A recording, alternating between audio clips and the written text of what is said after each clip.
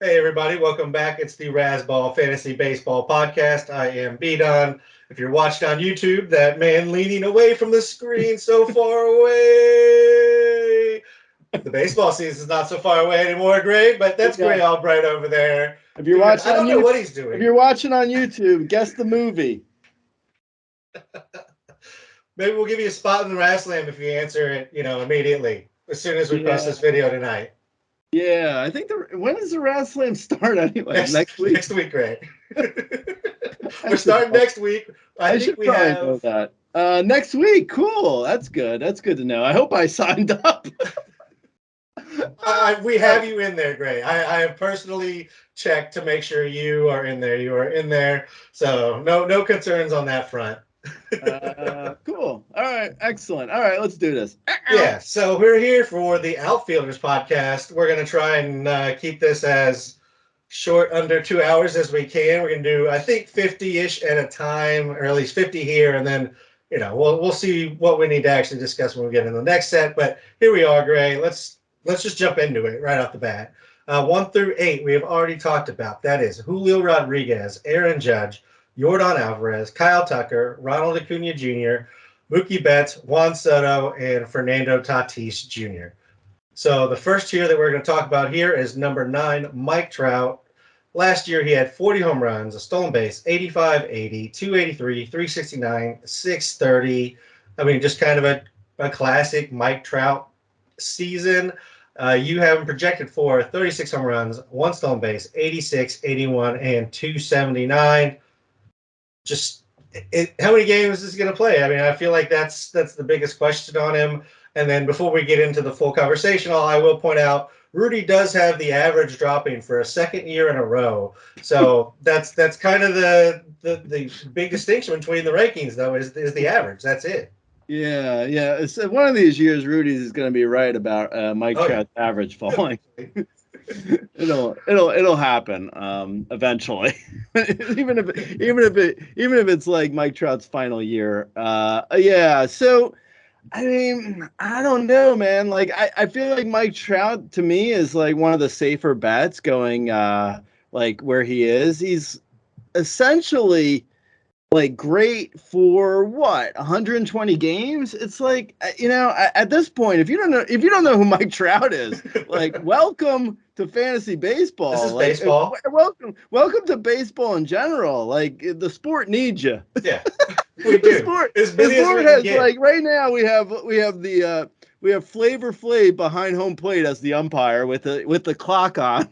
just like just screaming strikes whenever anyone steps into the box. Yeah, I mean, I don't know, man. Mike Trout is like absolutely perfect for when he's on the field. I think last year he said he had that back injury that's going to be with him for the rest of his career, but he still put up like insane numbers as you mentioned.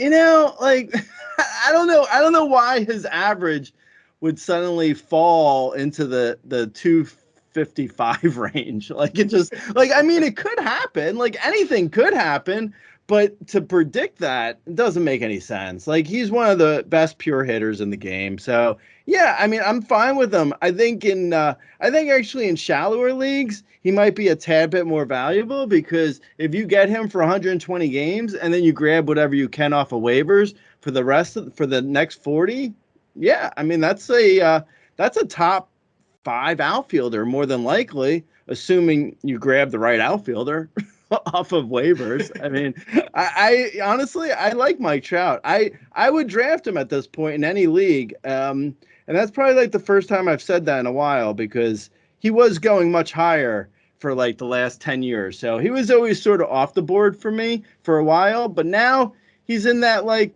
early second I mean, excuse me, a late second round range, and that's pretty good.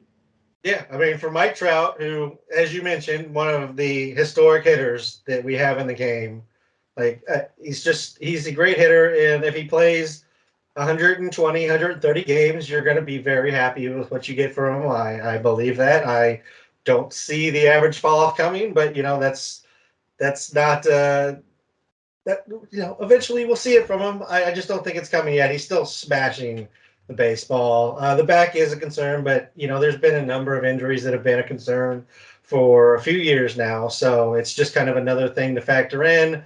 And maybe he gets a little bit more time off here and there, but it really doesn't matter. Like you said, on a per game basis, it's gonna be hard to top what he does for you, really.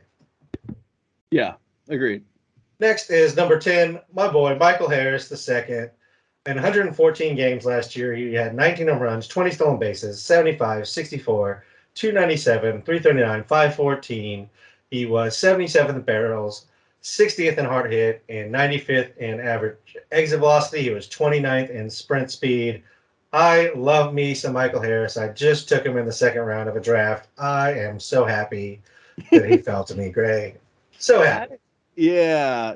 Well, it only took us through one player, and we're already going to disagree.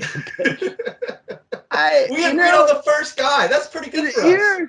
But here's my thing. Maybe you can help assuage some of my my worries, because I do have real concerns about Michael Harris II. By the way, I never saw Michael Harris the first. Do I have to see that in order to appreciate the second, or no?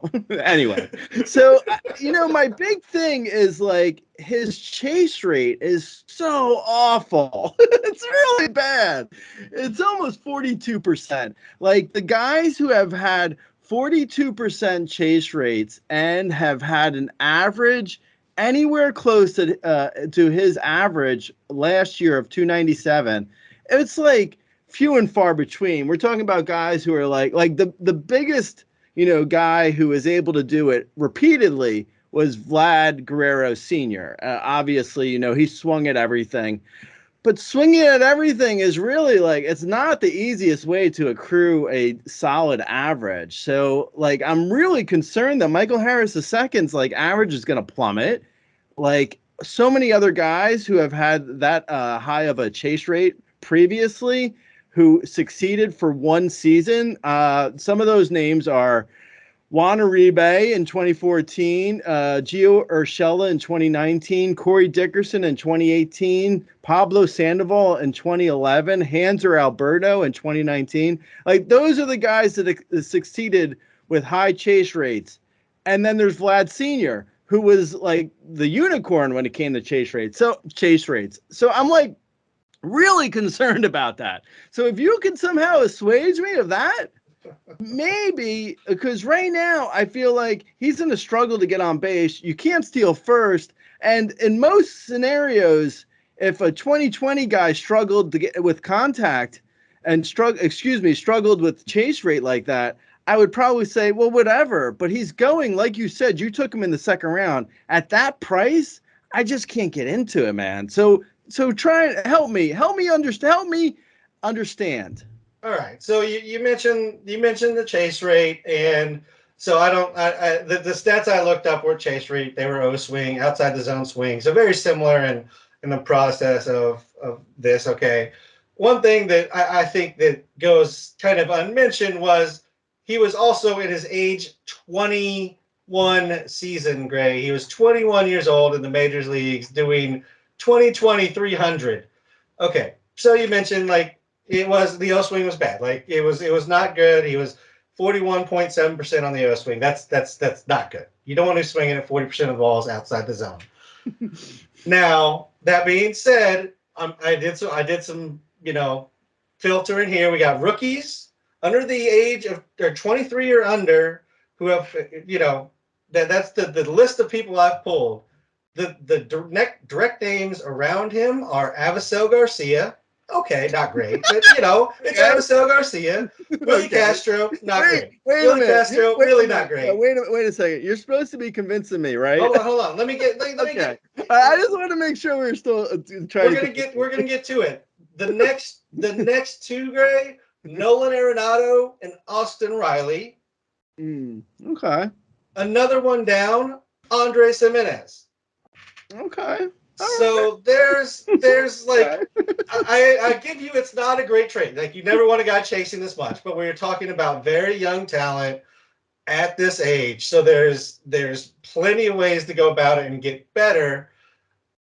I'm betting on the talent. He, with that bad, approach as a 20 to 21-year-old in the game, he still went 2020, 300 and 100 and under 115 games. He, like, every single one of his numbers got better in the second half, Gray. Like, I don't know what more you want him to do. I just feel like the worry for me is like you can get through a partial season and chase everything, and pitchers are like, well, I don't know. I guess he's just, I mean, I don't have a game plan for a guy who just came up to the majors, and I don't care. But after like a season of him beating up on major league pitchers, at some point they're going to get a game plan and they're going to be like, throw the ball in the dirt. This guy can't stop swinging. That's my big concern.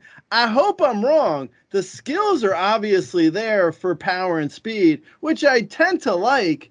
And I won't even go into the launch angle is 4.5 and the ground balls are really high. But, all that aside, I'm gonna say all the launch angle and all that other stuff is going to be okay for his power. The speed is obviously for real. But I'm just worried if we're looking at a 12 to 15 homer, 20 to 25 steal, 250 hitter.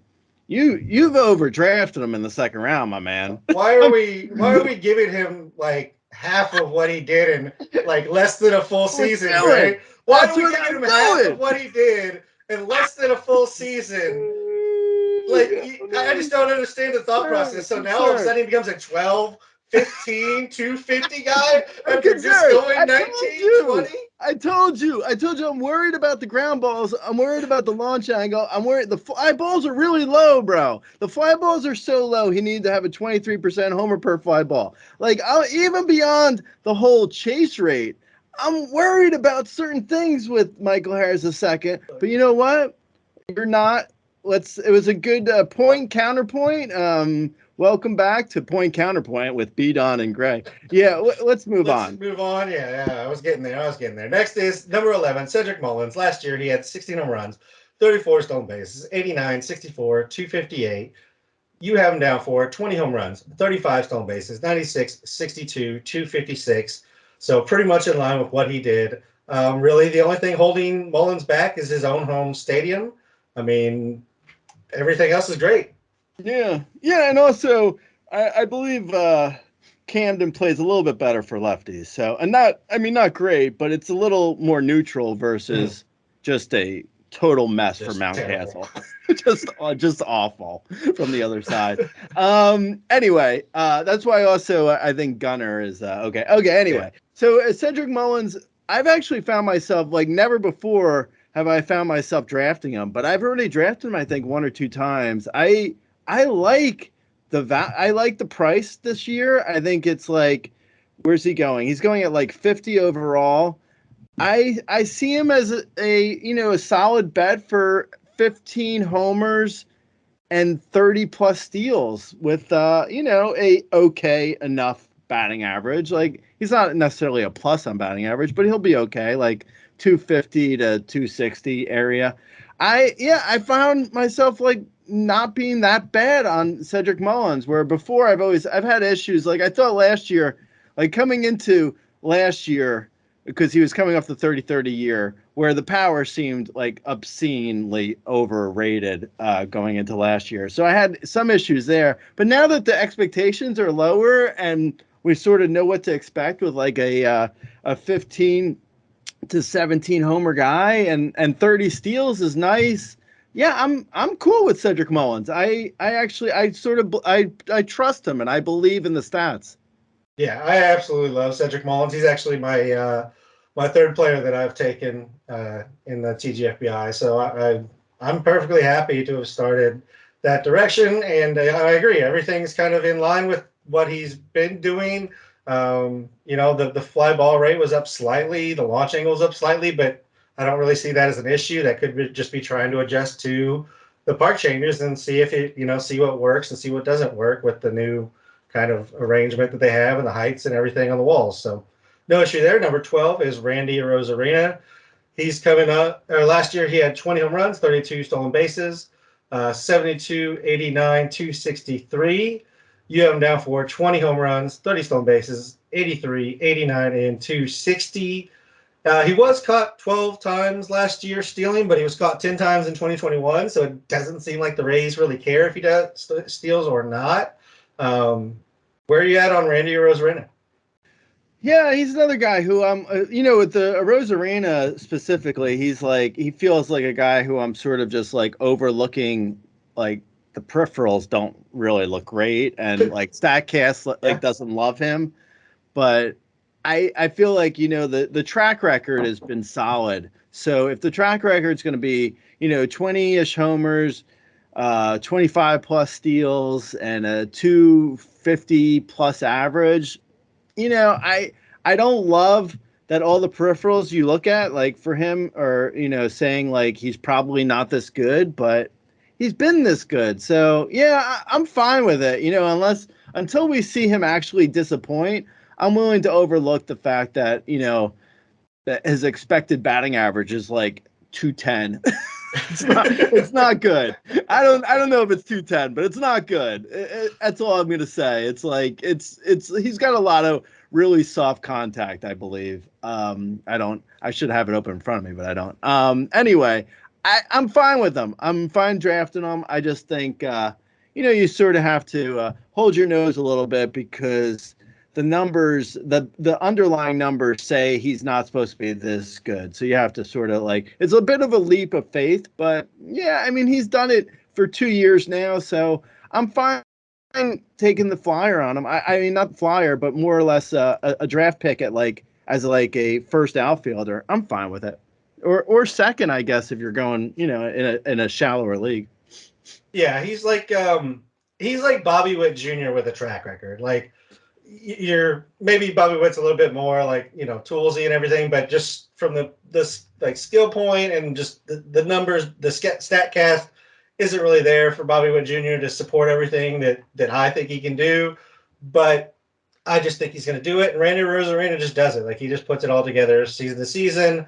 And I will say this: Tampa Bay always figures it out. They swap in and out. They do all sorts of stuff.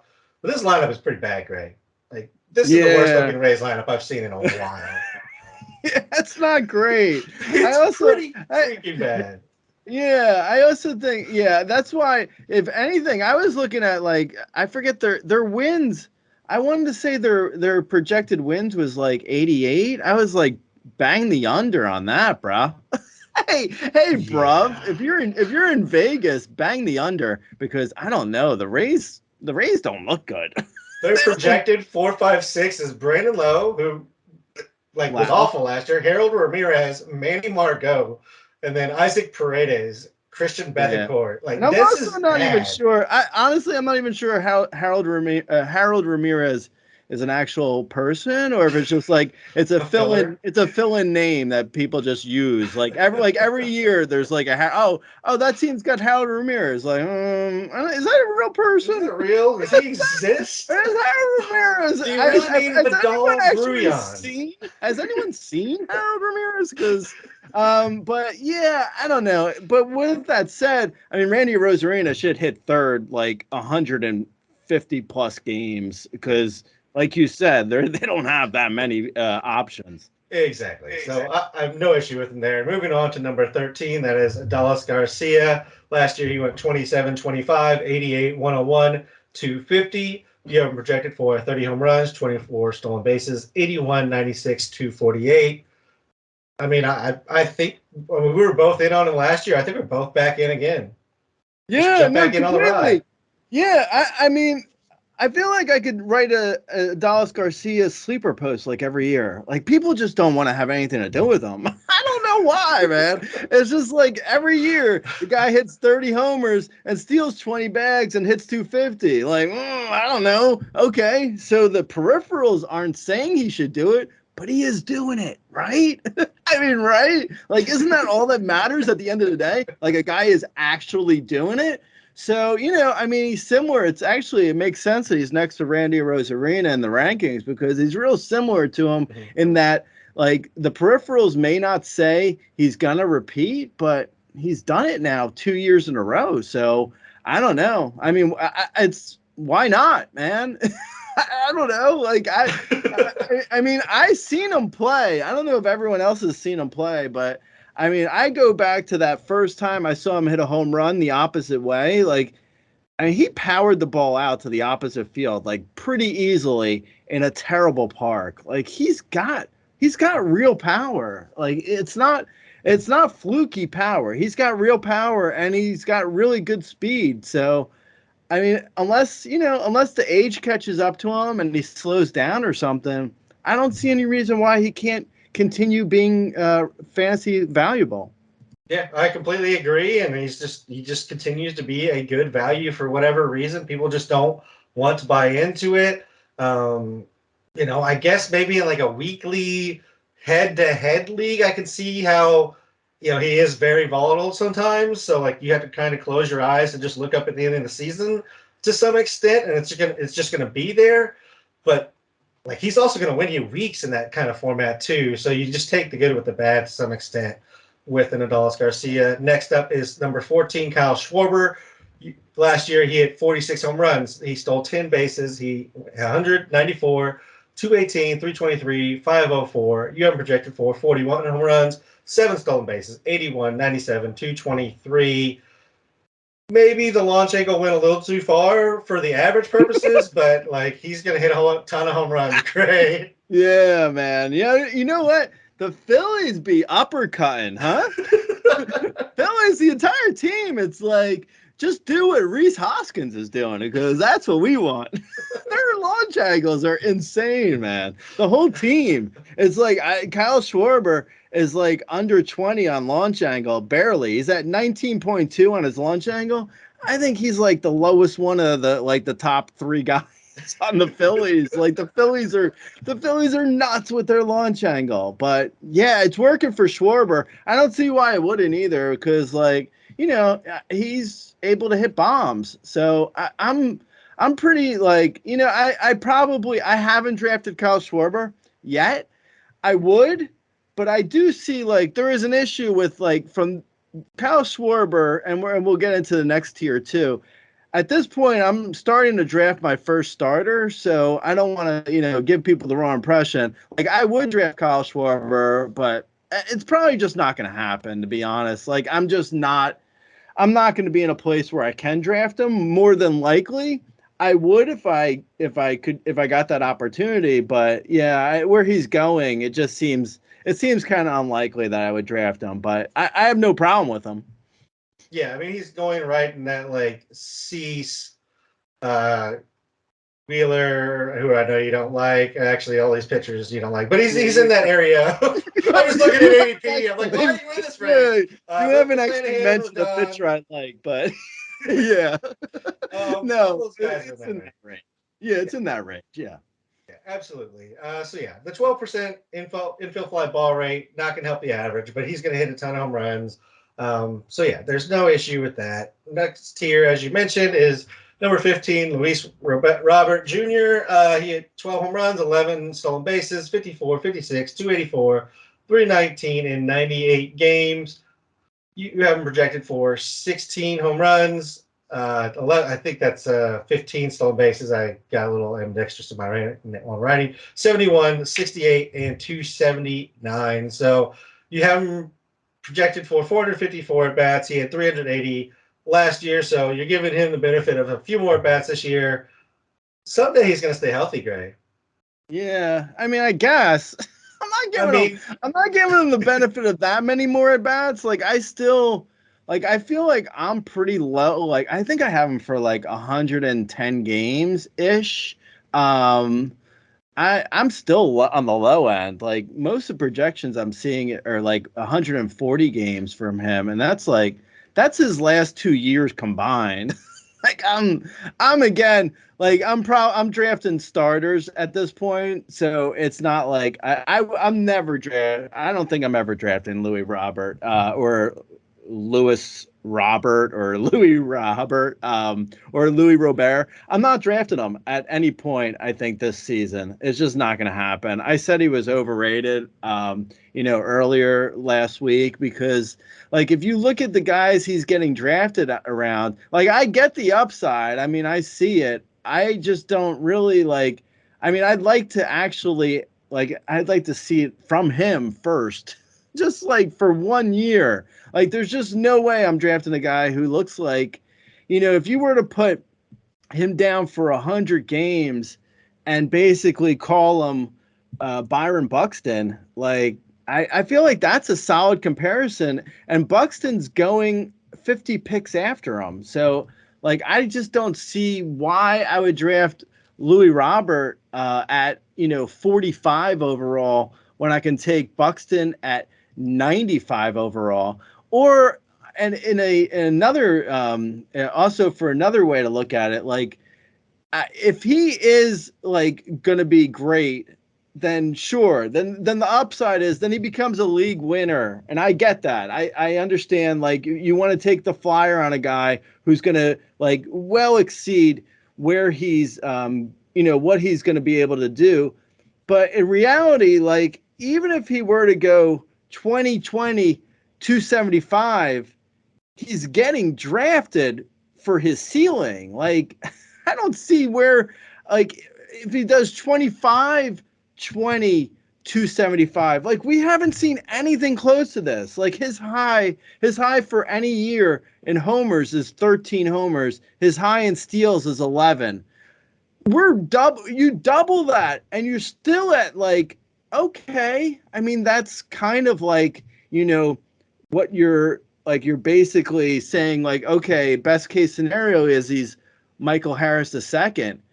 That's still not. I mean, but he's going only like 15 picks later than him, like barely barely a round later. Like it's just I don't. I mean, I get the hype on certain guys, and I was there for Robert earlier. Like last year, I ranked him super high. I was like, this is the year because he was coming off of the partial year where he hit 13 homers and stole 6 bags and hit 238. I mean, excuse me, 338. And I was like, okay, like all he has to do is put it together.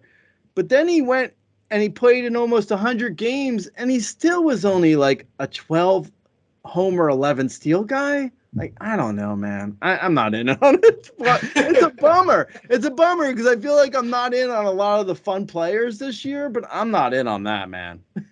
Yeah, I mean, I will say I tend to be more on the like rosy side, especially the like uber talented guys. Like I'll just believe they can stay healthy. They'll put it together. My problem with him is like the speed has fallen off. Like when he came in, he was a 70 grade speed guy. He is no longer that. Like he is maybe a 50. And that might be like that's probably like where he's capped at right now, unless it was like unless he finds a ton of speed, which doesn't tend to happen as you get older. So he still hits the ball very hard. Like that's the thing that's you know that you can kind of hang your hat on. He's still going to be very good with that. So I think the home runs can show up. But I think the dream of like a 30-25 season is gone for me. Like I can see the 30 part. I think it's like 10, 15 if we're getting the stolen bases at this point. I don't think it's 20 with the current speed that he's working with. Like I just don't see it. Yeah. All right, so number 16 is Corbin Carroll, who is like Louis Robert, but like younger and hasn't had health problems yet, just fully tooled up. Last year in 32 games in the majors, he had 4 home runs, 2 stolen bases, and hit 260. 33 games in AAA, he had 7 home runs, 11 stolen bases, and hit 287. And in 58 games in AAA, he went 16, 20, 313. So you have him projected for 21 home runs, 27 stolen bases, 81, 71, 271. Rudy has him down at outfielder 29, so you're considerably higher than him, and he was number 1 in sprint speed despite only being up for 32 games. Yeah. One slight correction I wanted to because people might be screaming at their radios right now that you said Corbin Carroll hasn't had the injuries when he had a big injury in 2021. Yeah, sorry about that. Yeah, that's okay. I just want to because I know people listening to this and they're gonna you know what? It'll be the first thing commented. I used to think B Don's word was bond, and now I'm not thinking that anymore. Okay, so Corbin Carroll, like what I see when I look at Corbin Carroll, it's just basically like the Diamondbacks want to they want to get him under contract. They want him to be the face of the franchise. So, I saw like at one point I saw the roster resource on Fangraphs. They were saying he was going to platoon at the leadoff spot. That's crazy. He's not platooning. There's no. I mean, he might occasionally sit versus some tough lefties, but like I've said in previous podcasts, that's fine. You don't necessarily want a lefty going against every tough lefty, unless they're Yordan Alvarez. Okay, so with that aside, so Corbin Carroll is probably like I'm seeing his projections like across the board. It looks like everyone's projecting for like 125 to 130 games. Now he could get injured, but I think that's low.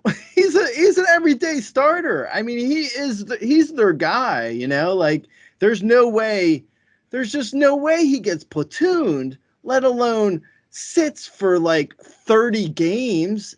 I mean, that would be crazy. They want, there's also that rule where like if a guy starts the year with a team, then they get first round draft picks if he wins like the rookie of the year. And, he's going to be in conversations for rookie of the year, if not the odds on favorite. So the Diamondbacks aren't going to like want him not to accrue stats. I mean, if they're going to be starting him from the get-go, which they will, they're going to want to play him for as many games as he can go, aside from like the occasional rest. Okay. Anyway, with that aside, so that alone, like Rudy's, at bats versus mine, because I feel like I'm like really high on his at bats. If you look at my numbers at like, at 527 at bats, but he's hitting leadoff for a major league club. So anyway, with my at bats being high, that leads to everything else where you're like, well, he's going to hit at least 20 homers. So there's that. And then he's going to steal at least 20 bags. So you have that. So even if it's just 20-20 and he's a good contact, like, he's like probably a 255 plus hitter. So it's like, he's as good at contact as you need. I have him down for 271, as you mentioned, but it's like, it's irrelevant. He's not going to be a negative. We'll say that on average, at least. So, okay. So you have a guy who's going to get 80 to 90 runs, depending on how terrible the Diamondbacks are. He's going to steal 20 bags, going to hit 20 homers, and he's going to knock in like 70 plus runs, 70 plus RBIs. You have a guy who's going to like, I mean, whatever I just said, those stats, that's basically Randy Rosarina. I mean, it's not like, plus, I mean, Corbin Carroll has better average probably than Randy Rosarina, and Randy Rosarina might have a little bit more power, but I mean, honestly, it's hard to look at Corbin Carroll and not see him in this range of outfielders where it's like, yes, he hasn't done it yet, but he is as good a bet as any to do a 2020 season and hit, well. So that's my point. That's me. No, I agree. If you want to see it, that's fine. I understand it. Like that's your own prerogative. I like to take the gamble on guys like this. That's why I had Bobby Witt all over the place last year. That's why I had Julio Rodriguez, early in the season before before he actually got announced he was coming up. Like I was getting shares then. Like this is when you need to do it if you want to take that upside gamble and have a random first round pick, and he's definitely capable of it. So there you go. Corbin Carroll's great. We're moving on to number 17, which is Teoscar Hernandez. Last year he had 25 home runs, 6 stolen bases, 71, 77, and 267. Year projected for 29 home runs, 7 stolen bases, 76, 83, and 264. So very much in line with a few more home runs. He did have an ab injury and a small wrist thing early in the season. I love me some Teoscar this season, Greg. Yeah, I mean, I kind of feel the same way with, I think Teoscar, like, he can hit the ball out of any park, so I'm not really worried about Seattle tamping down his power. So if he's hitting 30 homers, he's probably I'm probably like on the safer side for, his projections for steals, saying 7 steals. Like, I think 7 steals is probably on the low end. Like, he could steal 12 bags, 30, but let's just say 30 homers, 7 steals, and a 270-ish average. And that's, he's gonna be in the middle of the lineup, so solid runs, good RBIs. Yeah, I mean, I think he's pretty safe, actually. I have no problem with Teoscar Hernandez. Again, it depends on where he goes in a draft, because if I'm taking a starter around that time, then it's going to be harder for me to draft him. But yeah, I don't have really any problems with Teoscar Hernandez. Yeah, so he had the injuries early on. So he came back from June on. He hit 285, 23 home runs, and 5 stolen bases, which would have been on a pace for 35-8 over a full season. I mean, I think if he just stays healthy, he's good for 30 home runs. Like you said, the stolen bases are, at least plus. I mean, he's giving you more than 5 and, maybe up to 10 if he can get going. So love me some Teoscar this season at the discount from where he was going last year, because I think he's still the same player that people were drafting, third round last year, and you can get him a round or two later now. Next is number 18, Starling Marte. In 118 games last year, he had 16 home runs, 18 stolen bases, 76, 63, and hit 292. You have him projected for 15 home runs, 20 stolen bases, 91, 64, and 273. I don't know that I'm going to end up with too much Starling Marte this year, Craig. Yeah, no, I mean, unlikely. yeah, I don't see myself really drafting Starling Marte. I mean, this whole, I said, I like Corbin Carroll and I like Teoscar.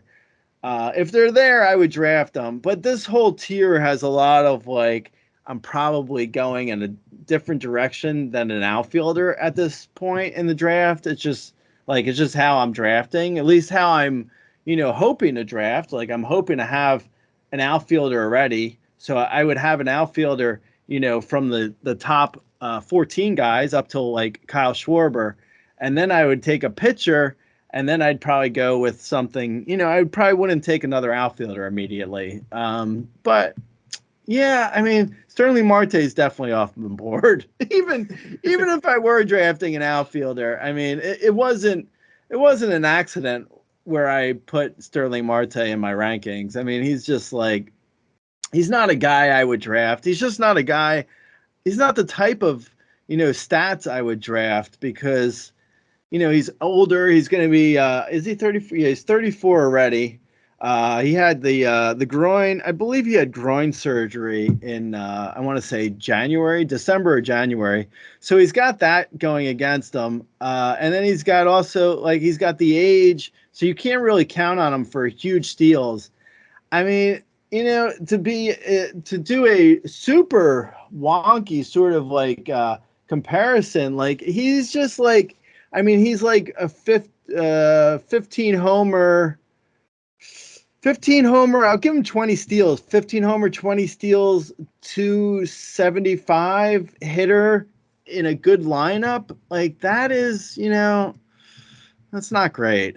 I'll just say it's not great, man. It's like, just go with a guy who's going, like, insanely later. It's like Manuel Margot plus, like, maybe a little bit of power, but a little bit less speed. I mean, you can find guys who give you Starling Marte minus, like, the runs, maybe, because he's going to be in a better lineup and he's going to play every day, assuming he's healthy, which he hasn't been now for like 4 years. So yeah, I just don't see myself drafting Starling Marte. I'm honestly, the people who do draft him, though, I mean, those people they're so uncynical that I appreciate their optimism. I'll say that. Yeah, I think there's something to what he does bring, like 15, 20 at the top of the lineup with a good average, because he's generally hit for a good average throughout his career. He still hit 292 last year, so wouldn't expect that to necessarily bottom out. I think there's some value there, but you're right. It's nothing special. And the point that I don't like him necessarily is he stole 18 bases. He got caught 9 times. So half the times he was attempted, or 2/3 of the time he attempted, he got. I just said that wrong. 1/3 of the time he attempted, he got caught. And then on top of that, his sprint speed was down to the lowest it's ever been. Maybe because he's been stealing forever, he can kind of take advantage of the rules this year, kind of keep those numbers up. But I don't really want it. And I'm trying to get my speed early in power speed combo guys anyway, so he just doesn't fit what I'm looking for, as you're kind of mentioning with these guys. Number 19 is Dalton Varsho, and we already talked about him in the catcher show. So number 20, which starts the next tier, is Eloy Jimenez. Last year in 84 games, he had 16 home runs, 40, 54, and hit 295. You have him projected for 28 home runs, 65, 71, and 291, and 455 at bats.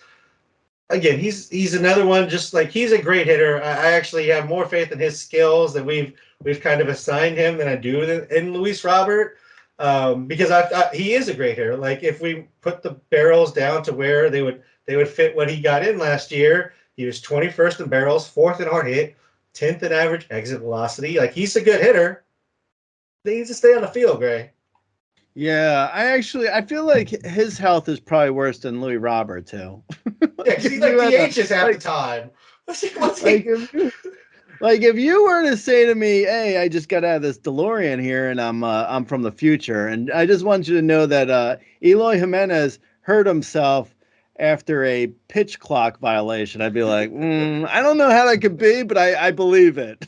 I don't know. I don't know what circumstances led to that, but I kind of understand. He hurt himself rushing into the batter's box. I mean, it's like I don't know with Eloy. Honestly, I don't know how like the fact that they even let him play the field ever. It's like it's almost as mind-boggling as the Marlins thinking Jazz Chisholm can suddenly play center field. It's like, I don't know, man. I don't know if I'd put that on someone. But Eloy Jimenez, like, I mean, the fact that he had 30 games in the outfield, like, there's a DH now in both leagues. Like, why would he play the outfield at all? Yeah, so I think you're 100% correct when you say he's got good batted ball skills. Like, if Eloy can stay healthy for 145 games and just DH, he could be as good as Yordan Alvarez. Like Eloy Jimenez could hit 45 homers and 300. Like he is really that good. The problem is who knows how many games to expect. Yeah, that's exactly the problem. I mean, they are going to be without Jose Abreu now, so maybe he can just sit in the DH and never have to do anything other than walk up and hit, hopefully. Like, that's fingers crossed. So that's why I'm kind of in on him. This might be the last year he has outfield eligibility, and we get to use him as well. So I do like him. I think that there's some value because he's just kind of gotten to the point where people aren't drafting him as high just because, he's been injured and he hasn't been on the field. But again, DH pretty much full-time this year, hoping he can stay on for 130 games. I'd be so satisfied with 130 games of Eloy because I think the numbers would be there to support, what we believe in him as a hitter and what the numbers bear out. Next at 21 is George Springer. Last year he went 25-14. 89, 76, and 267. You have him projected for 24 home runs, 11 stolen bases, 76, 68, and 268. This was one where I was wrong last year, so I'll just admit that. I didn't see him getting the second highest stolen base total of his career since 2015. So that's on me for not seeing that happening, Gray. But George Springer stayed healthy for the most part and had a pretty solid season. I don't know if I can continue to expect it to happen, though. No, yeah, I know. I think me and you we're just in the George Springer's going to prove us wrong every year camp. Yeah, pretty much. I look at his numbers and you see the amount of his fly balls are like his ground balls are garbage. His fly balls are kind of bland. I mean, he looks like he should be aging terribly. but he's more or less held like onto his stats for the last 2 years, which is surprising to me because like I did not think it was going to happen, just like you didn't. Like I see his numbers and I'm like, okay, like it looks like he's going to be a 22 to 25 homer, 4 to 7 steals, 250 hitter, but he continues to do better than that, which is it's surprising. I'm not buying into it though. I mean, I'm just not. Like unlike, I said earlier, like Dallas Garcia and Randy Rosarina, like you just got to buy in because he keeps doing it. Well, I'm not buying in on George Springer. Don't make me. No, I'm not, because like he's older. Like those guys are still young enough where I'm buying in on what they're doing because I think they're in like the peak of their career. George Springer, I just don't trust to continue to do it. And plus, he struggles to stay on the field. Like you said, he was more or less injury free last year, but he still only played 133 games. So, yeah, I mean, you plug him in for 475 at bats and 25 homers and 10 steals. And it's like, okay, I don't buy it. Like those are like that's where the projections are saying like he is going to be, but if I had to say over or under, I would say under on all those numbers. So yeah, I'm not in on him.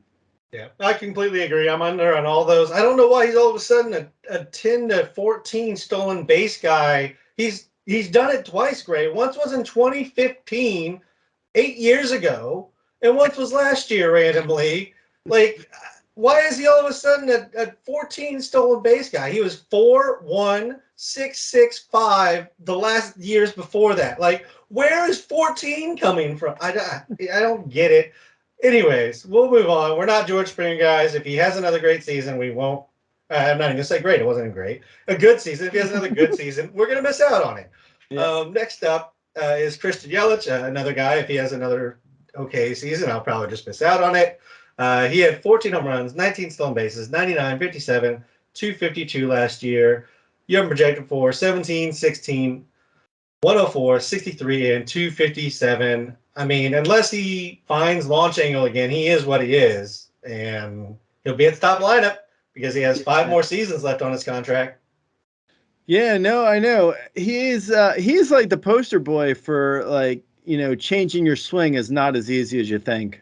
Because you can't just add 5 degrees of launch angle for no, just like out of nowhere. you just can't do it. Like been doing it for 30 years. He's the poster boy for it because, like, yeah, I mean, if he could have done it, I'm sure he would have. I mean, I'm sure he would have loved to have gone back to being a 45 homer guy like he was in 2019. I mean, I don't think he's going into the batter's box being like, hey, you know what? I'd like to ground out to second base. Let's try into the ground as hard as I can.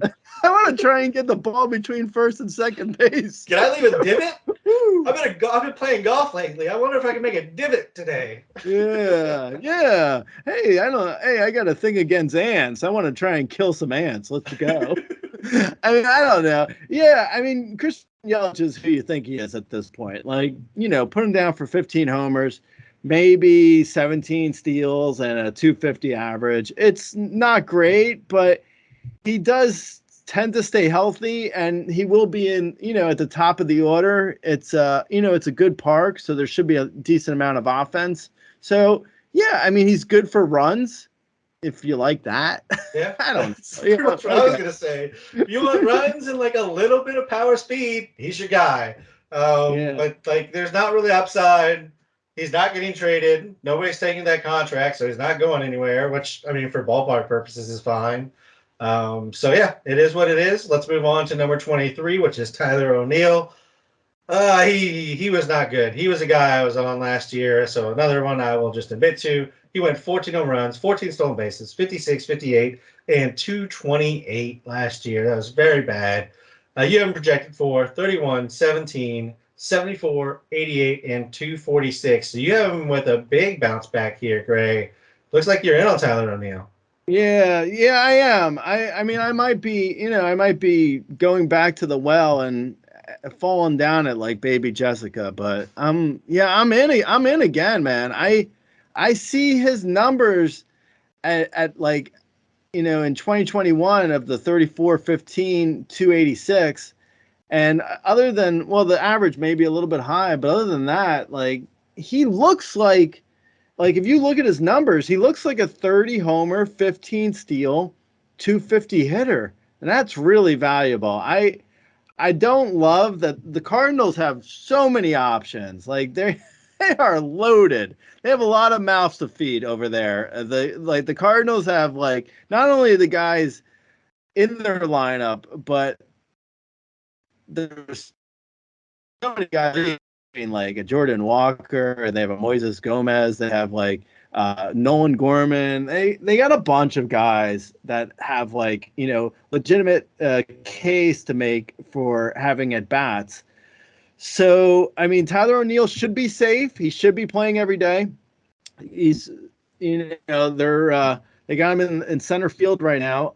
Hopefully he's got a job all season and he stays healthy. And I think if he does get 100 games and he's healthy all year, like I see no reason why he can't bounce back. Like last year was really like he had one injury after another. Even when he was playing injured.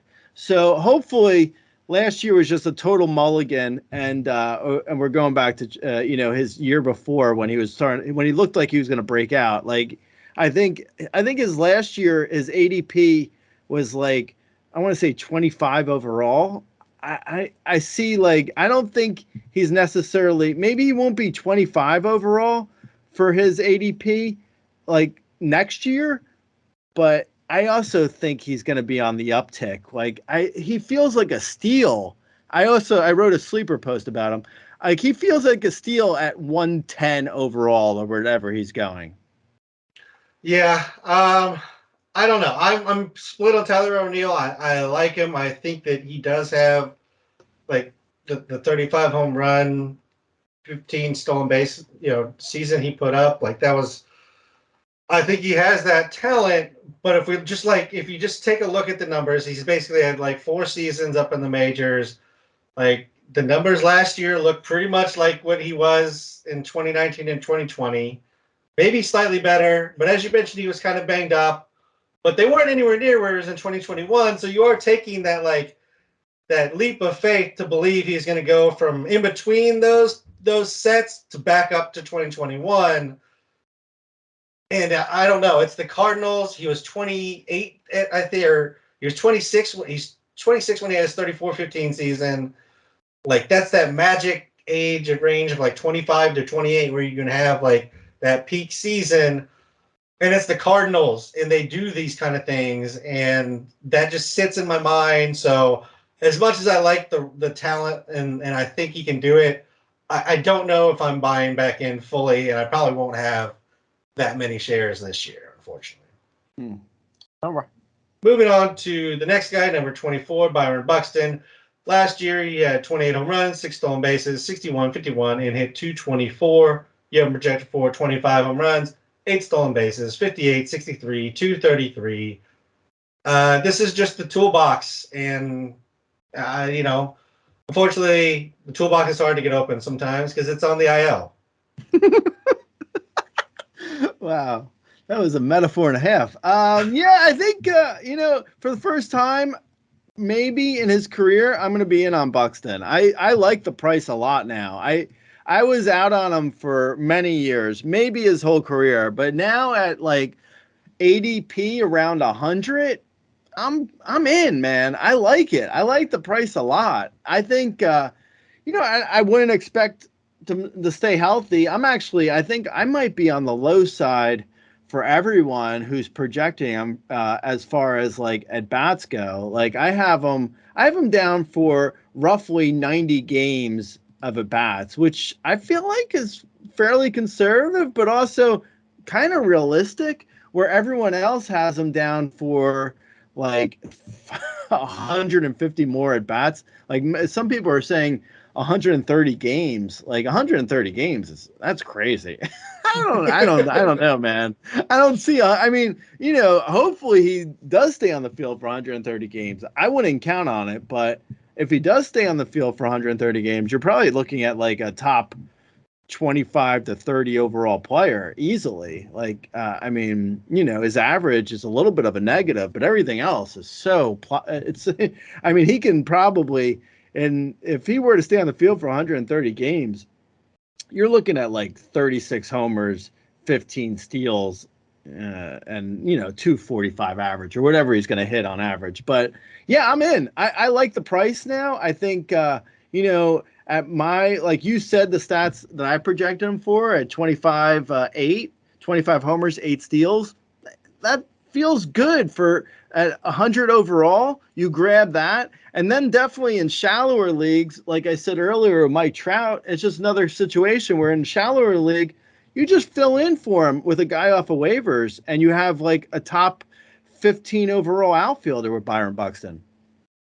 Yeah, and I will say, like, the tools, which were always like they were always there. He was always fast. He could always hit the living crap out of a ball. They're all still there. Last year he was 8th in average exit velocity, 8th in barrel rate, 18th in hard hit, top 50 in sprint speed. Like, there's the non-existent chance there's like a 30, 20, 270 season still in him magically if he stays healthy. Now that's a very big if. That's a lot of things happening. But like, you're not just taking Byron Buxton, and while it is, I do think you're right. Like, you can kind of pencil him in, even with all the injuries and everything, for like 20, 25 home runs, 5 to 8 stolen bases. Like, you still kind of expect to get that from him, plus all the upside that he still brings. And you're right, it's not at a cost that like you're almost hinging on it happening in your draft. You're just like, if it happens, that's just more that's going to help you. Number 25 is Ahmed Razar, who we already talked about in the shortstop. So we'll move on to number 26, which is Jake McCarthy. Last year he had 99 games. He hit 8 home runs, 23 stolen bases, 53, 43, 283. You have him projected for 11 home runs, 33 stolen bases, 86, 71, and 263. He was 11th in sprint speed. He's not much of a contact rates guy to write home about, Gray. He's not going to give you those gaudy numbers, but he is very, very fast. Yeah, no, completely. I wrote a sleeper post about him too. I like Jake McCarthy a lot. I feel like if you're feeling weak on steals, he's a good guy at his price too. I think he's going around like 120 overall in a DC, NFBC Draft Champions League, which is 50 round draft and hold. I think I'd probably jumped the gun a little bit on that, even like his ADP. I want to say I drafted him at like 85 maybe overall. Like, so I jumped the gun by maybe like 2 rounds because I took Jordan and I needed steals. Anyway, long story short is I like Jake McCarthy. I think he's probably, a maybe not huge power, but maybe a little bit surprising. He's projected for in the 10 to 15 homer range. I think that's, in 10 to 15 homers with 30 steals, you just flip that and think about a 30 homer, 10 steal guy. It's like 12 homers and 30 steals is pretty good. I mean, for his price, I also think the contact, like last year, his strikeout rate was 21.5. He doesn't necessarily hit the ball hard, but he does make contact. And because he's so fast, that contact could turn into something. So he's probably going to have a little bit higher BABIP than, around average. Last year was 349 on the BABIP. I'd say he's probably a 330 BABIP guy. So you're looking at like a 265 hitter, 12 homers, 30 steals, 265. That's pretty good. I'm in on Jake McCarthy, especially if you need steals. If you don't need steals, then, he's probably off your board and it's not worth drafting him. Yeah, that's pretty much where we're at. Is this area starts to be, you're not going to get power speed. You're not going to get like the guys who could carry you, in home runs, RBI, and average altogether. Like, we're going to get. Do you need some stolen bases? Do you need a little bit of average? Do you need a guy that sits in the middle? Like, that's kind of the territory we're starting to get into, and McCarthy kind of fits that bill as a speedster. I will say, like, I haven't followed him through the minors, so this is just looking at the numbers. Like, it seems like there's a couple of different, like, Jake McCarthy's. Like, there's kind of a contact, low strikeout one, and then kind of maybe a more free swinging, maybe kind of trying to go for power one. Maybe that was them in the minors trying to tell them to swing a little bit harder and see what it looks like, because you never know what they're working on season to season. But that kind of sits there in my mind is like, if he goes back to a little bit more free swinging, does the average kind of bottom drop out on us? But it seems like he's now figured out how to get back to it, and it's just kind of slap the ball around if he needs to. Next up is number 27, Anthony Santander. Last year he had 30 home runs, 78, 89, and hit 240. The year projected for 35 home runs, a stolen base, 77, 92, and 244. I mean, he set career high in barrel rate, average exit velocity, and second best in hard hit rate. K rate, swing and strike rate are down.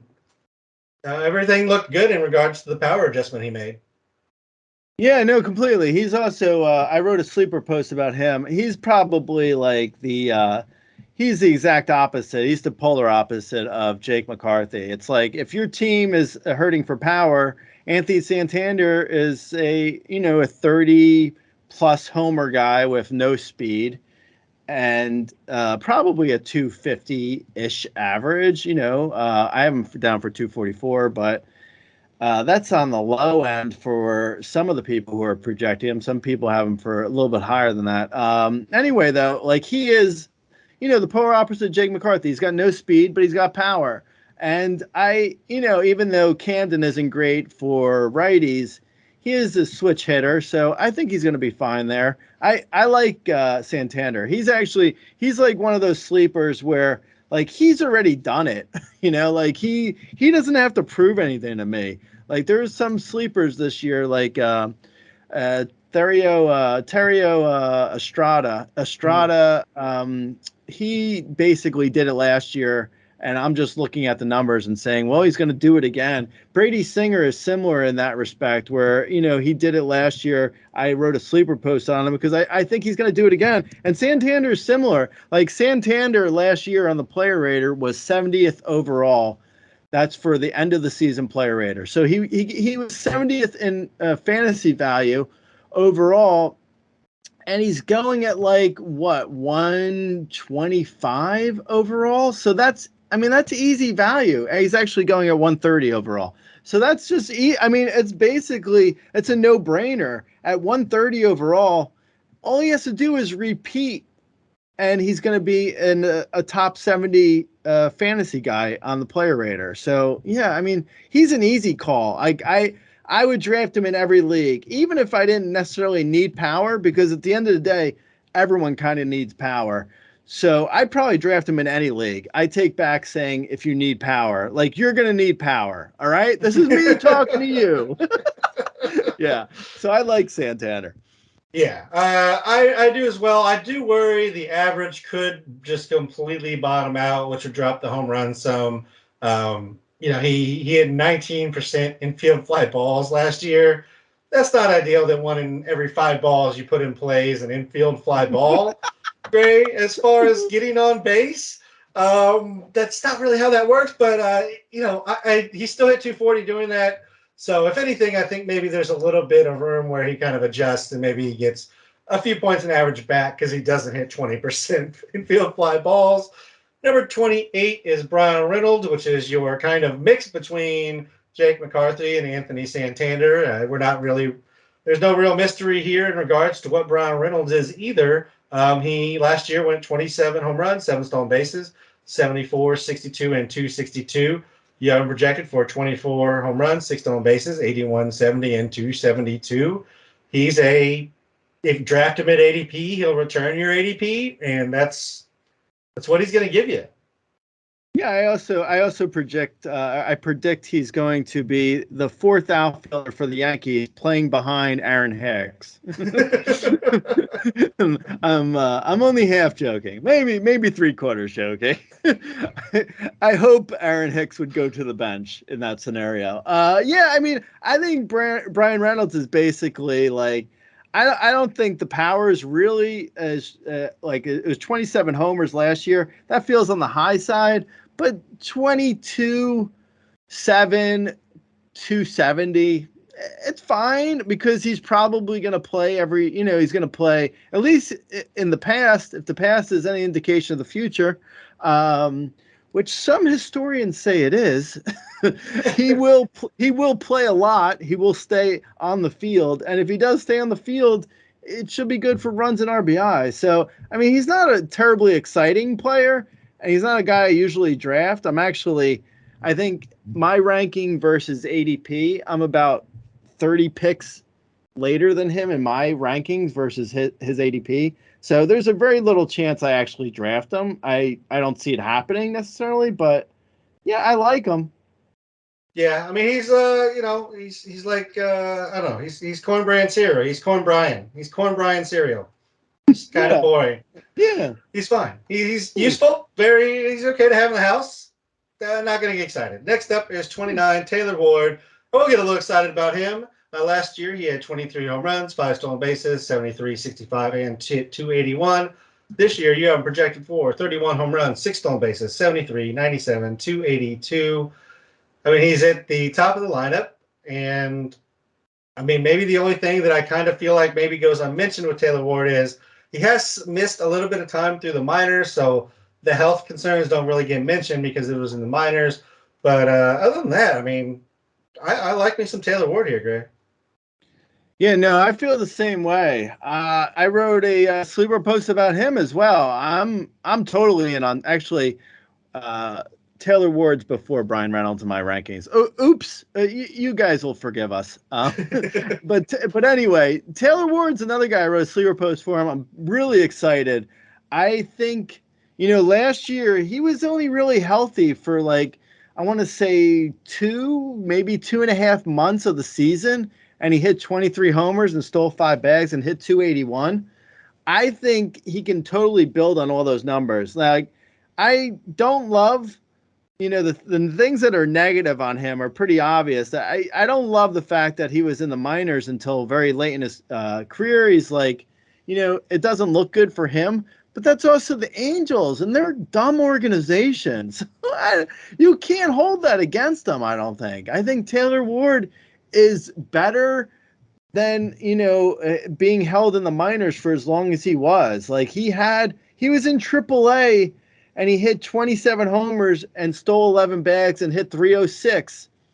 He shouldn't have been in AAA that whole year. That's not his fault, though. I think it's the Angels' fault, and they had like Albert Pujols there for like 12 years or whatever.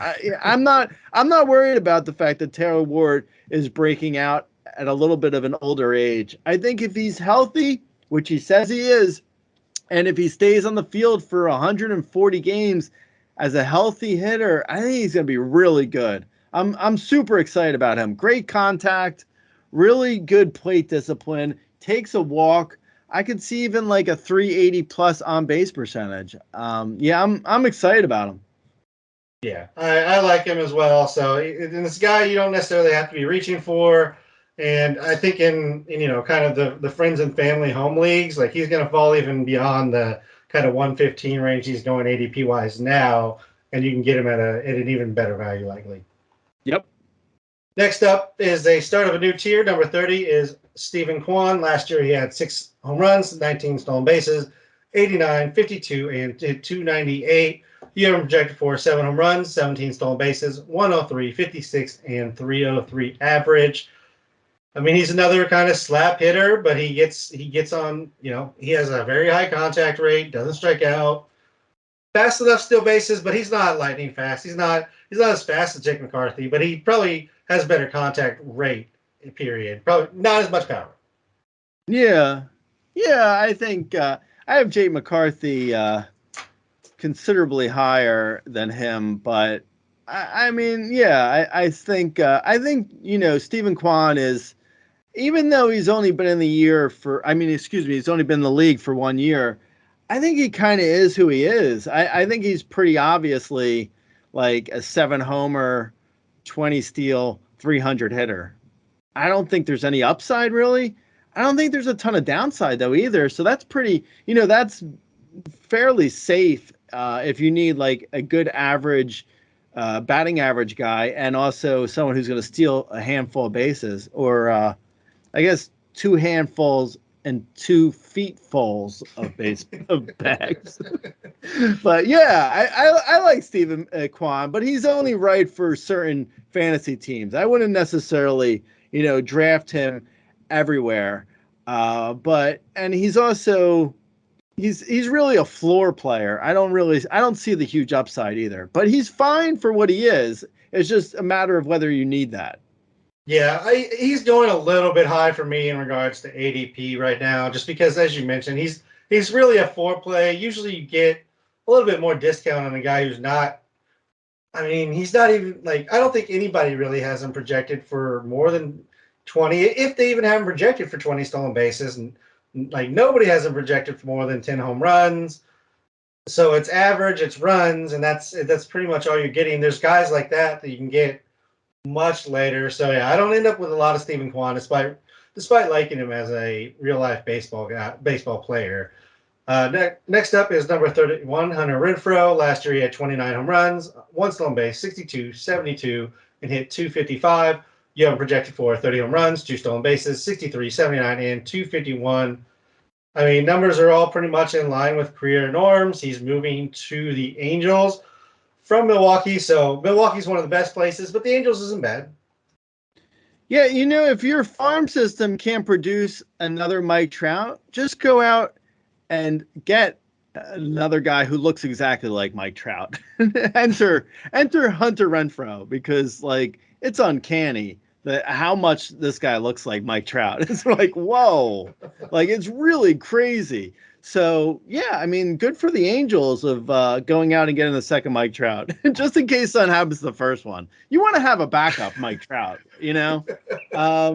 I think if I were to be charitable with a Hunter Renfroe, I think you could probably look at him and be like a cheaper Eloy Jimenez minus 20 points in average. And Hunter Renfroe probably is a tad bit underrated because, like, if you look at his numbers, like, he is a pretty solid bet for 30 homers and 255 average. Like, maybe 250 average, I'll say. But, I mean, it's basically in that ballpark of 30 homers, no speed whatsoever. So if you see a Mike Trout that isn't running that fast, it might actually be Hunter Renfroe. But yeah, I mean, he's fine. He's safe. I don't mind Hunter Renfroe. Like, he's kind of like maybe, Anthony Santander without the upside. He's like the Santander backup plan. Yeah, like with a little less average too, probably. But close, similar, very similar backup plan for Santander. We'll call him that. Yeah, I actually think Renfroe has probably more, or I guess Santander has upside for more average, but I would actually project for Renfroe to have a higher one, if that makes any sense. Whoa! What is that? What are you watching over there, Gray? What windows are you opening while we're doing a podcast? Come on, be professional. Get it together. I'm sorry. I have this fetish for University of Arizona commercials. I apologize. Next up, how embarrassing for me. Next up on your rankings is number 32, Ian Happ. Last year he had 17 home runs, 9 stolen bases, 72, 72, 271. You have projected for 19 home runs, 9 stolen bases, 79, 83, 256. I mean, Ian Happ, he's fine. He's a solid outfielder. Yeah. I mean, Ian Happ's a guy who I don't find myself drafting him, but I do think he's probably more or less fine. I don't love the swings in like everything he does. Not swings like launch angle, but swings in like 1 year he's a 25 homer guy, 1 year he's a 15 homer guy, 1 year he's a 10 steal guy, 1 year he's a 1 steal guy, 1 year he hits 270, 1 year he hits 260, 1 year he hits 220. What is he gonna do? I don't know. Disease. Yeah, a little bit of that without the upside. So I mean, I don't know. I'm not usually a guy who's drafting Ian Happ, but at the end of the day, if you just look at his numbers, he's probably 20-ish homer, 10 steal-ish, 255 hitter, which is fine. There's nothing wrong with that. It's kind of like it's not really clear exactly what you're getting. Yeah, he basically hangs on the draft board until somebody's like, okay, now I want Ian Happ. Like, now I'll take him. And that's where he goes. Like, you wait and you wait and you wait. He sits at the top, and you're like, okay. After you draft Ian Happ, you should be required to put a shrugging emoji in the chat room. What are you? I got my outfielder 5. Yeah. Whatever. Yeah. All right. So number 33 is MJ Melendez. Number 34 is Andrew Vaughn. We've already talked about them in other podcasts. So number 35 is Chris Bryant. We're just going to go on the Cubs run apparently here. Former Cubs run now. Last year, he had played 42 games. He had 5 home runs. He hit 306, though, in those 42 games. So, there's that. Great. You have projected for 22 home runs, 5 stolen bases, 79, 68, and 276. Is he going to play 40 games or 142 games, Gray? He's probably like last year was such a shit show that it's hard to be like totally a positive glasses half full with Chris Bryant. But if you look at his numbers, I mean, for everyone you should throw out 2020. But so if you look at his numbers, last year kind of was an anomaly. Like I don't trust him completely. But if you look at his like games played, I mean, he's usually on the field. Like it's kind of unfair. Like after like one season, he got this like rep where he's like, oh, he's done. He's probably not done. I mean, I don't know. And this is coming from a guy who's probably never drafting Chris Bryant. So you do hate Chris Bryant. You've always hated Chris Bryant. I've always hated him. And I don't necessarily like him now. But to say he's like, a guy who can't stay on the field. I mean, he stays on the field a decent amount in his career outside of last year. Last year was really a bad year, but I mean, we should be able to give him that pass, I guess. I don't know. I'm not drafting him though. I mean, he's kind of okay. In Coors, he should be pretty decent. Yeah, I can't say anything positive about him, so okay.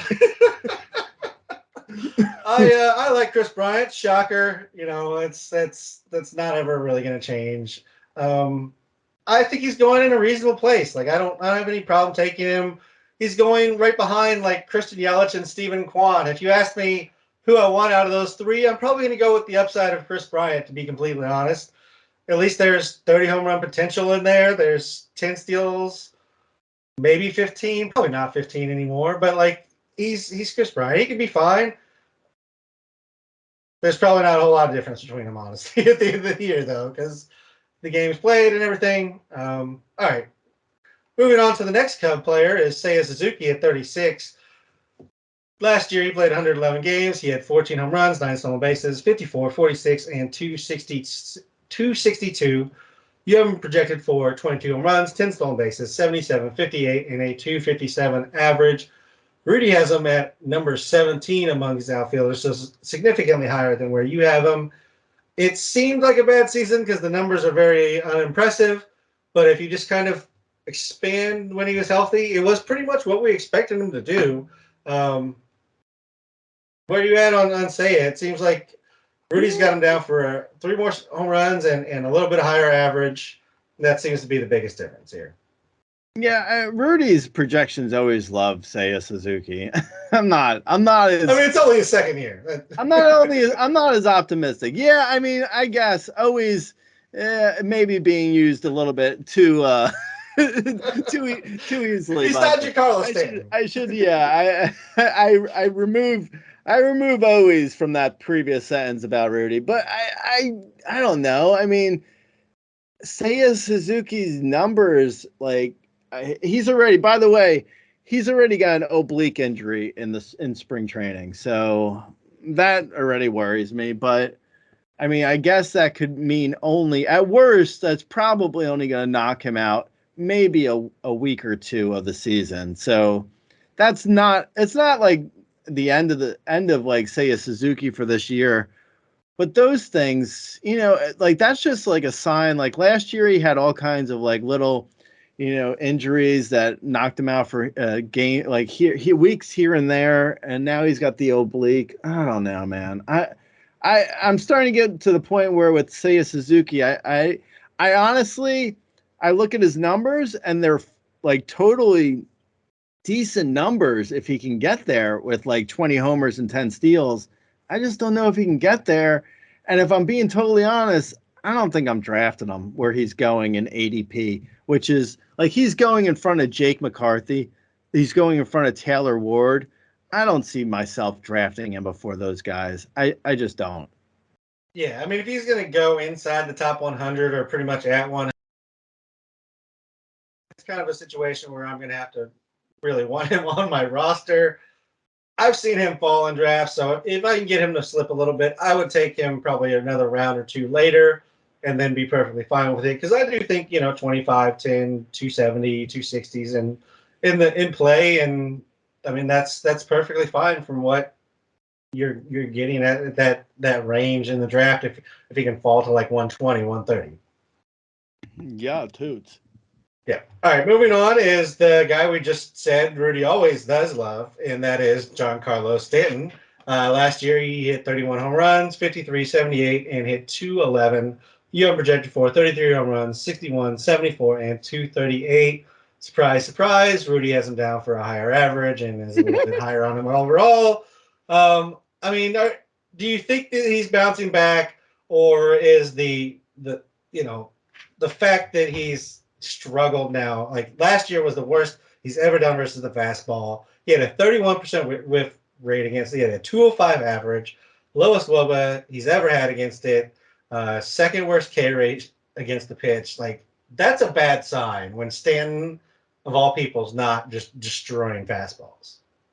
Yeah, I mean it's super sad to see what's what Giancarlo is already on like the other side of his career peak, but it's hard not to see it. I mean, it doesn't look like I love Giancarlo Stanton in a very very real way.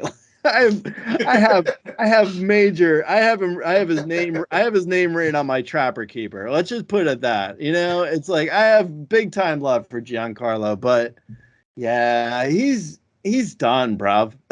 He's done. I mean, he's not like completely done. He could probably play for like 120 games and hit 32 homers and maybe a 240 average, maybe. And the stadium's good. The lineup should be decent, but he's no longer.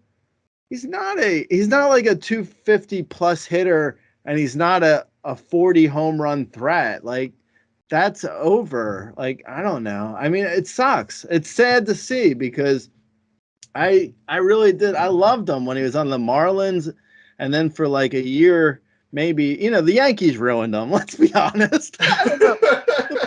I don't know, man. It's a shame too because I really thought like he could have been one of the greatest of all time, and now I don't know. Maybe he passes 500 homers and he gets into the Hall of Fame one day, but he's on the other side of his career peak for sure. Yeah, even Hall of Fame feels like a stretch now, doesn't it? Like unless the Yankees go on some kind of World Series run and he's smashing home runs in October for them or something, like I don't even see that really. Like the numbers have become so, especially if he's going to be a 210, 220 type of hitter the rest of his career. Rudy is more rosy. He has him down for 245, so he's projecting the bounce back of the BABIP, but he is so slow. All he only does is like hit fly balls and then ground ball outs. Like that's all he's doing now. So I just don't know where the average is going to come from. And if you can't hit the fastball, what else are you going to hit? There's nothing else left to hit. Yeah, that's it, man. Next tier is number 38, Oscar Gonzalez. He had 91 games last year. He had 11 home runs, one stolen base, 39, 43, and hit 296. He had 41 games in AAA where he had 9 home runs and hit 282. He was projected for 23 home runs, 2 stolen bases, 67, 75, and 294. Drop the K rate. Approach still not exactly ideal, but we're starting to see some of the power that we were told about, Gray. Yeah, no, completely. And a Cool Whip, he wrote a sleeper post on Oscar Gonzalez. So here's Cool Whip with that information. Hey, what's up, man? I'm Cool Whip. Nah, that was me still. Yeah, I like Oscar Gonzalez. My big problem with him is like he's got no power. Not no power. He's got no speed, and the power upside just feels a little bit minimal. I don't know. Like, Kulov's big thing was Oscar Gonzalez really came on the second half, and he like there could be more power there. And his ADP is, I think, around 180 overall. So that's a good spot for like a fourth to fifth outfielder with some upside. And there could be some power upside. There's no speed. He has good contact, so he's probably, and he could hit 280 plus with 25 homers. That's not bad. I mean, that's something. I don't see the huge upside though from him. Like I would draft him. Like, don't get me wrong, I don't mind Oscar Gonzalez. I just don't see a huge upside thing from him.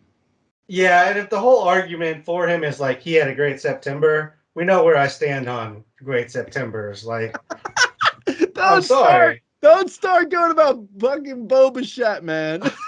Okay, I won't. But I'll talk about Oscar. No, let me talk about Oscar though. That's just for one podcast, not talking about Bo Let me talk Bichette. about Oscar though, real quick. Like June, he had 2 home runs. August, he had 3 home runs. September, he had 6. Gray. He hit more home runs in September than he hit in June and August. Like something happened in September. That everybody hit in September. Everybody hit. BABIP was up. Like I'm conspiracy theory in this. Like I will go to the grave believing something happened in September. Baseball is lying to us. So I like Oscar Gonzalez for the price that he's going at, but I think the upside is being a little oversold. Okay. Okay. This is kind of they are who we think they are group. Coming up next, which is Harrison Bader. He had 5 home runs, 17 stolen bases, 38, 30, 250. He had projected for 15 home runs, 19 stolen bases, 63, 58, and 256. I mean, who else is going to play center field for the Yankees? Aaron Hicks? Wait. Don't put it. Stop Wait. putting it out. Stop putting it out in the universe, man. Yeah, I don't know, because Harrison Bader did have that huge postseason. So, and that was really the only time he was healthy there towards the end of the year. And he had foot issues during the season and still stole 17 bags. I don't want to, I'm not going to say necessarily that Harrison Bader is going to do everything that all Yankee fans believe is possible because, like Yankee fans, they'll sell you. They sold us on Miguel Andujar. Let's just be honest. Sometimes Yankee fans get a little over their heels, but I think Harrison Bader, like right now, the Yankees don't really have a leadoff hitter. Harrison Bader can do, like, if he can be like a 15 homer, 20 plus steal guy and move his way in front of Aaron Judge in the lineup, I mean, it's pretty good. I mean, it's not a bad place to be sitting in front of Aaron Judge as, with 20 plus steal speed. I don't know. I mean, I honestly, the Yankees lineup is, I think, a lot more in flux than, people realize. That I'm not sure exactly who's playing center. I don't know who's playing second. I don't know who's playing short. I mean, there's a lot there, but if what I think is going to happen, Harrison Bader's going to move up to the leadoff spot. I don't think really Gleyber Torres is the leadoff guy. So Harrison Bader moves up to leadoff in front of Aaron Judge, hits 12 to 15 homers because it's a good park, and he's got 15 homer power. He had 16 homers for the Cardinals in 2021. He's got 20 steal speed. I can see Harrison Bader having a valuable year. I don't necessarily think it's like absolutely going to happen, but I mean, I'm not at 100% confidence, but I see the avenue for him to have a solid season. Yes, I would agree in that last statement. I see the avenue for him to have a solid season. That is exactly the avenue through which I see Harrison Bader. I don't know that I necessarily agree he's going to lead off. I think if it's not Glaber, it's one of the young guys, or they're going to go with some kind of like Judge leads off type of weird thing. I don't know. They've become weird. The Yankees, they're moving in the weird range of directions here. I don't know. A weird range. There's a I weird mean, look, range. Gray, if they just add Clint Frazier, they can get the deal done. They can definitely get the deal done. Yeah. Number 40 is Tyro Estrada. We talked about him in second baseman. 41 is Seth Brown. We talked about him in first baseman. 42 is Brandon Nemo. Last year he had 60 home runs, 3 stolen bases, 102, 64, and a 274 average. You have him down for 17 home runs, 5 stolen bases, 107, 66, and a 276. I mean, he's runs, he's some home runs, a handful of stolen bases, if he stays healthy. Yeah, I mean, with Brandon Nemo, I think he's actually got speed. I don't think he wants to. I don't think he uses it though. Like I don't like. He doesn't seem like he wants to steal, but Yeah. I think he's capable of stealing, if that makes sense. I think he's really. He's solid at. He's solid getting on base, and in front. In front of like a good in on top of a good lineup. Nemo is like not necessarily the most exciting players to draft, but he's probably more valuable than his ADP, and you could see turning a profit with Brandon Nemo on a fantasy team, like especially in a deep league, where you really need at bats, and a guy who's not going to kill you and potentially could give you upside on average and runs and not kill you in power or potentially steals, depending on whether or not he wants to run. Yeah, I mean, I don't mind Brandon Nemo.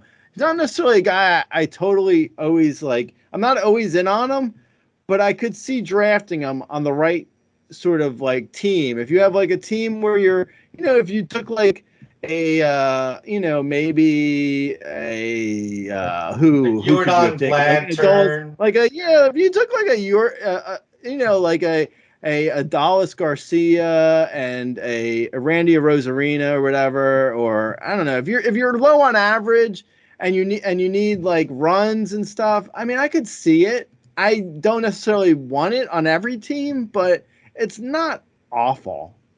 Yeah, he's not awful. Yeah, I don't generally get him just because he seems to get bumped up with just kind of the Mets leadoff buzz around him. But I mean, you're right. There's usefulness there. My thing is he's played, 92, 55, and 69 games previous season. Now, granted, 2020's 55 was a lot of games in 2020, but him staying on the field is part of the equation as well for me at 30 years old. So I'm fine with him if you need it, but there's not much upside, Greg. That's pretty much it. But we're running out of upside very fast. Yeah, fair. Number 43 is Masataka Yoshida. Last year in the Japanese league, he had 21 home runs, 4 stolen bases, 56, 88, and hit 335. You have him projected for 16 home runs, 4 stolen bases, 81, 66, and 284.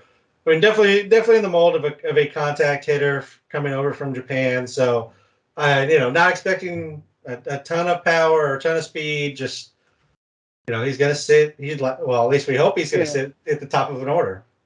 Yeah. I mean, right now they're saying that he's going to be in the middle of the Red Sox order, but I don't know how much I believe that. He feels like a prototypical leadoff guy, or at least a number 2. I guess it depends on what happens with Verdugo, who's actually next on the rankings.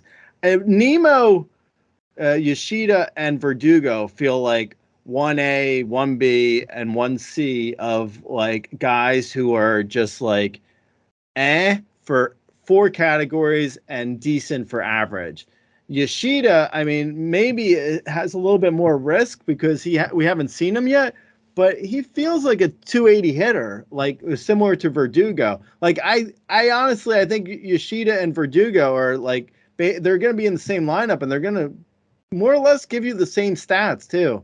I guess it depends on where they're sitting in the lineup. Like I said, Yoshida might be in the middle, but yeah, and Nemo is kind of like the same. Like they're just like, 15 to 17 homers, 3 to 5 steals, 280-ish average. Yeah, no, I agree. And I also agree that I think the lineups that they're putting out in spring training are really just to get people at bats and kind of get people out there. I don't necessarily believe Tristan Casas is leading off. I don't necessarily believe. I saw that and I was like, what? Like, I saw Casas leading off and I'm like, wait a second. What are we talking about? Are we being serious right now?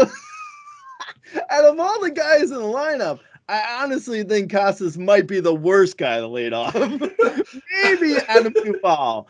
Close, though. I mean, very similarly terrible to lead off. Yeah, that would go bad real quick. Number 44 is Alex Verdugo. You basically said everything already. Anything to add to the fact that he's basically the same guy? Number 45 is Oswaldo Cabrera. Last year in 44 games in the majors, he had 6 home runs, 3 stolen bases, and hit 247. In 47 games at AAA, he had 8 home runs, 10 stolen bases, and hit 262. You have him projected for 19 home runs, 16 stolen bases, 77, 64, and 257. I like me a little Oswaldo Cabrera later in drafts, Gray. Yeah, no, I do too. I honestly, I mean, I'd be surprised if he isn't a everyday player. Like I honestly, I guess it comes down to Aaron Hicks.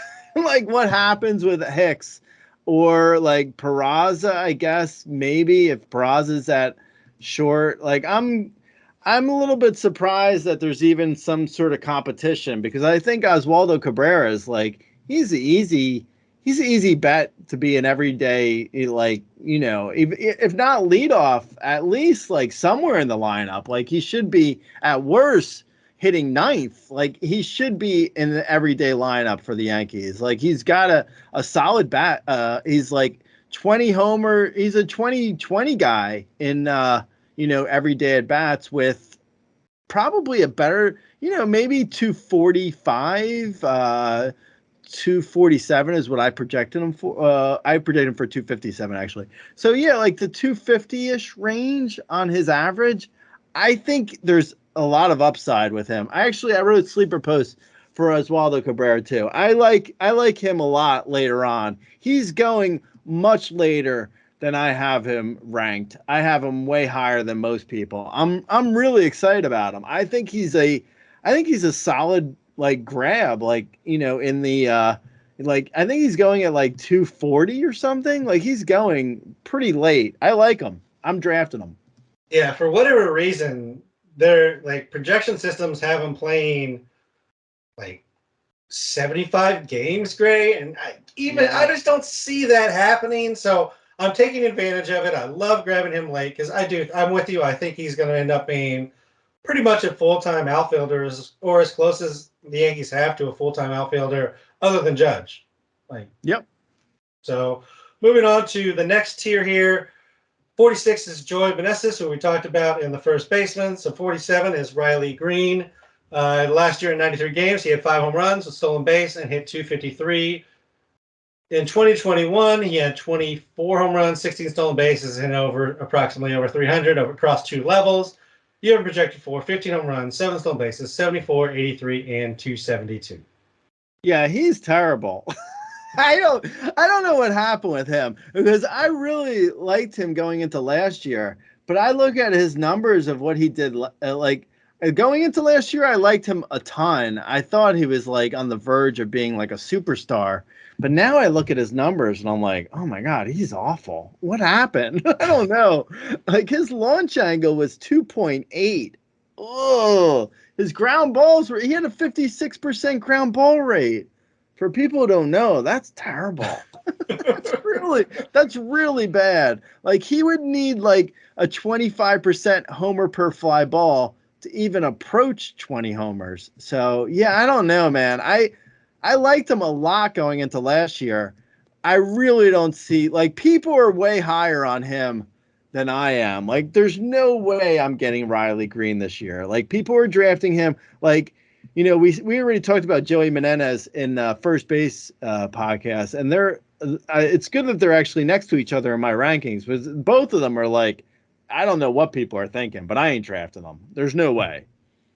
Yeah, I will say on Riley Green, the one thing that still gives me some hope, and I think the reason that he still goes a little bit higher than this is he had a foot injury at the start of the season. Like when you start the season on an injury, it's kind of easy for it to just keep rolling. Like you keep trying to press it, keep trying to get out there. You never really find your stride. Like he's never been a guy that just beats the ball into the ground. That could totally be. Riley Green is the kind of guy who, like, if he starts hitting in spring training like he was supposed to last year, I could see changing my tune completely, like in the next 2 weeks. Like I could see being like, no, you should draft Riley Green. Right? I could see that. I could see everything I'm saying completely backfiring on me, because he is really talented, but man, his numbers from last year look so bad. Yeah, if we start getting positive camp reports, the helium could knock him up 50, 70 spots potentially from where he's getting drafted. But where he is right now, which is around 200, like I like the shot. I like betting on a guy who was bat first with tools, like type of guy. So I'm willing to take that shot, even though it may not work out. Number 48 is the tools without the bat, and that is Cody Bellinger. He went 19 home runs, 14 stolen bases, 70, 68, and hit 210 last year. Gray, you have him projected for 21 home runs, 15 stolen bases, 66, 73, and 228. The Cubs have entered their relationship phase of I can fix them, and that is what the Cubs are doing. Yeah. I don't know is that the Cubs motto? Because we can fix them. That's not we're in a relationship phase. We want toxic. Just toxic everything. The Cubs feel a little bit like they're in the phase where they're like, if we just completely give up, it's going to be obvious. But if we sign a few guys like a Hosmer and a Bellinger, some casual fans may think we're trying a little bit. Just some like little very like poster white boy guys. Just like stick them out there, like with Dansby Swanson and Ian Happ, and just let them be like the face of the very, very bad. Yeah, there's like, if you squint hard enough, you can be like, okay, yeah, I can kind of see what the Cubs are. We're like closer to a modeling agency than we are a baseball team. Yeah, I know. It's like, welcome to the Cubs. Pushing back Trey Mancini's hair, and Cody Bellinger smiling into the camera, and Eric Hosmer getting his mohawk or faux hawk shaved into his head. Yeah, Swanson shirtless in the country. Yeah, Swanson shirtless, talking to fans. Yeah, I don't know. So I guess with Bellinger, I mean, his whole career got derailed like so badly in the postseason I mean, Bellinger looks like he's always stoned, and it just like, man, it really kind of feels fitting that he's like hurt himself on a high five. I mean, poor guy, but I mean, it really looks like his whole career got derailed. I don't know, man. Like his shoulder is really bad news. His shoulder is so bad that I'm worried about Fernando Tatis Jr. because of Cody Bellinger. I mean, that's how bad Bellinger's been. So, I mean, I guess in a deep league, if you're able to platoon him out, because I wouldn't start him against lefties. I don't even think the Cubs are starting him against lefties. So, if you can platoon him out, I guess he's okay in a deep league. For like potential homers and maybe a handful of steals, but yeah, I don't think the average is bouncing back. He makes some really like poor contact. Like there's nothing in his there's nothing really jumping out that says like he should, like he's getting unlucky. Like it's not luck. It's just like he's not good Yeah, anymore, he just unfortunately. swings really hard, and sometimes he makes contact, and a lot of the time he does not, and that's where Yeah. we're at now. I mean, I think 15 stolen bases is maybe the one thing we can say for sure he's going to give you that's positive, because he does still seem to be able to steal some bags for you, but like that's the only thing I'm counting on at this point. Number 49 is Mitch Haniger. Last year he had 11 home runs, 31, 34, and hit 246 in a partial season. You have him down for 23 home runs, one stolen base, 61, 72, and 241. As I mentioned, he lost time to the ankle injury. I will say, like, if he gets full time playing time, projections seem a little low on the power. There's definitely some platoon potential, but like even the platoon potential, like he's shown real power against righties. So I don't know if he's necessarily a sit versus righties either.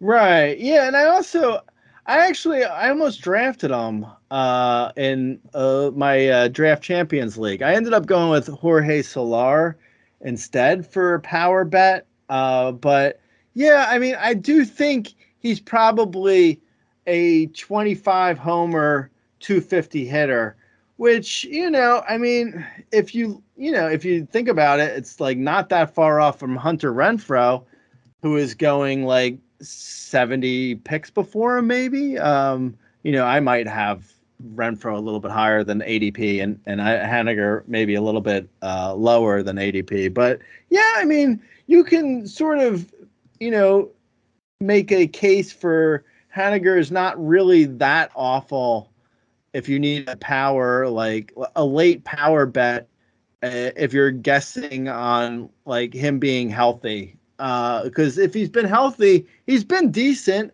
I mean, he's like, I don't think he's the 39 homer guy he was in 2021, but he's probably a 25 to 27 homer guy, which, there's some value there. He won't kill you on average. He'll probably hit 250.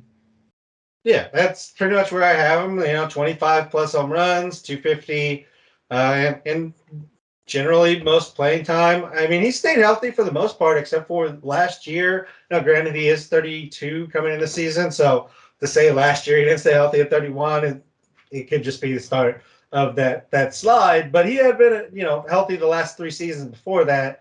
So it's possible, and I don't mind the shot. He seems to drop in some drafts, and other drafts, I feel like the name recognition gives him a little bit of a bump in. So it kind of depends where he falls, and if you need kind of that power bat in your lineup, which Gray already told you did. He said everybody needs power. That's right. Last guy we're going to talk about here is number 50, Nick Castellanos.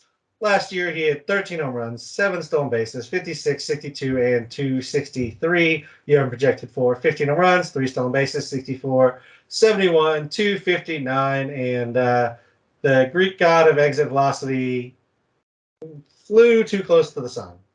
Yeah, he Icarused it up for sure. He's, he is he is quite possibly the worst contact I've ever seen. So he got so awful so fast. I mean, I don't know. The Phillies must have been like, no, make it more of an uppercut. And he was like, oh, okay. And he just started swinging from his like his ankles to his head, and he's just like, it's not working. Whatever he's doing, it's not working for him, because I mean his numbers just like fell off so hard. I don't know, man. And I almost wonder if like we know Cincy is a great park, but Philly isn't that bad that Yeah. his numbers just like completely collapsed. Like I wouldn't be shocked if he were to, say like there was an injury or something that wasn't reported. I don't know. Like his numbers are almost like they've gone so bad that it feels like there should be some sort of explanation for what happened, because I mean his hard hit percentage went from 40% to 27% in 1 year. Like that's unheard of. Like that is really incredibly terrible. So Yeah. yeah, I mean I have him hitting 15 homers and I feel like I'm being optimistic. I don't know. He's really good for ground balls into double plays. If that's a category Really in your solid. league, yeah, go for that. In announcer interruption memes, he's really solid for that too. Yeah, that's a good. If that's a category in your league, you have a really good league. So I will say there's news reports that he supposedly he's reworked his swing to be more compact. That he said he felt like all his levers kind of got out of their timing last year. That could be an explanation. However, as I mentioned much earlier in the show, I don't even remember who it was about, but he struggled versus fastballs compared to other seasons. Giancarlo. He only had 6 home runs against fastballs. He's never failed to hit double-digit home runs in a full season against fastballs before. It was the worst whiff rate he had in a full season. So, like, when you struggle against fastball, it's like the first sign the bat's slowing, which is bad for a bat first guy. Which Castellanos, that's all he does. Like, all he could do is hit the ball. He's not good to the field. He can't really throw. He's like not fast. Like, can't hit the ball. I don't know what else he's going to do. But there we are, Gray. We covered number 50. I'll say 51 is Jeff McNeil, since we already talked about him. Just to say we covered 51 guys in our 2-hour podcast, Gray. What is that? What does that come out? What are we doing? We're up to what? Seven minutes per player? What are we up to? No, actually, I mean, I mean, it's hard to say because there's a lot of, we already covered these guys.